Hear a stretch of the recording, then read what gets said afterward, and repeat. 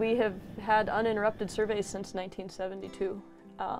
It was in the 70s when deer crashes across Montana and frankly across the West caused a lot of concern with Montana managers.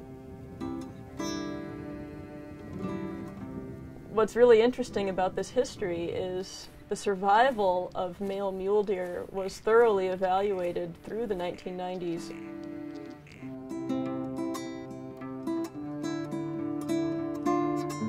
The Bridgers were selected because of a lot of prior research that we had done from 1975 to the early 90s. We initiated the buck study in 1990. We selected the west slope of the Bridgers and the south 16-mile area on the north end of the Bridgers. On these areas, we captured and radio collared 253 male fawns, 90 mature bucks, and 43 yearling bucks.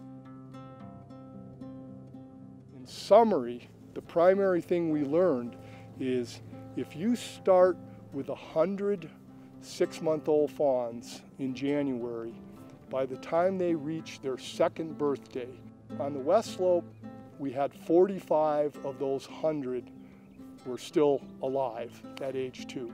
On South 16 Mile, 30 were still alive. So a huge loss to natural mortality.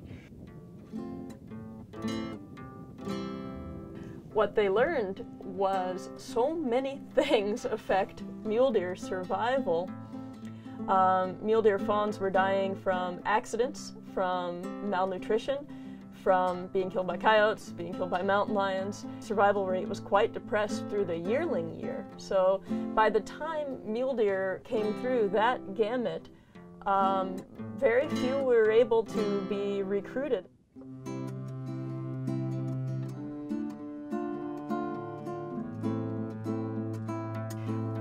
What I do is I intensively survey this one unit and use it as a metric for actually the whole west side.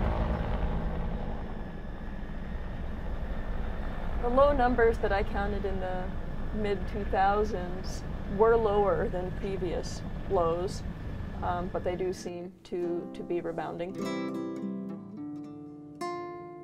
The Bridgers are known for its hunting regulation, which since the mid to late 1990s has been in a limited permit for bucks. Based on the research that I read coming out of the Bridgers, protecting the older age class of bucks with a hunting season shouldn't be working in a population where there's so much mortality from so many sources and such low buck survival anyway. However, anecdotally, I've been seeing some nice bucks. I go up and I talk to hunters. They see these older age class bucks. But is that because of the regulation? Or is it because of the other factors and their changes? Weather patterns, summer and winter, mule deer are incredibly influenced by this.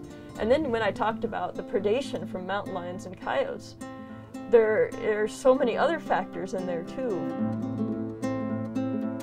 1080, a compound used to poison coyotes, was banned, and so after that point, coyote populations erupted. I am seeing mountain lions fairly regularly when I fly, either their tracks or the actual lion themselves. Whitetail appeared in the Gallatin in the 1970s. They didn't used to exist here. In my opinion, there is some kind of a relationship that I don't completely understand, but where we have dramatically increasing elk populations in many places. In concert with that, we have declining mule deer populations. Formerly occupied winter range by mule deer all of a sudden was urban housing developments. Dogs off leash and people wandering about, that can be a harassment issue. So human recreation is certainly a factor on the winter ranges.